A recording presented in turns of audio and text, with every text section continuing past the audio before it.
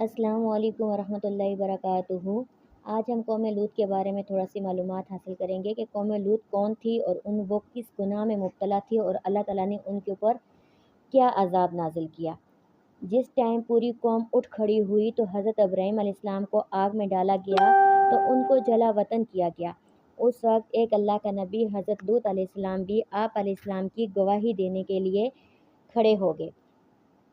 پھر حضرت ابراہیم علیہ السلام نے ہجرت کی تو آپ کے بھتیجے حضرت لوط علیہ السلام بھی ہجرت کرنے لگے۔ حضرت لوط کے والد کا نام حیران تھا جو آزر کے بیٹے تھے۔ آپ علیہ السلام کے والد آپ کے بچپن میں ہی انتقال ہو گیا تھا ان کے والد کا۔ تب ہی آپ اپنے چاچا حضرت ابراہیم علیہ السلام اور دادا آزر کے پاس رہنے لگے۔ جب اللہ کے خلیل حضرت ابراہیم علیہ السلام مصر سے فلسطین کی طرف ہجرت کرنے لگے تو آپ علیہ السلام نے اپنے بھتیجے حضرت لوط علیہ السلام کو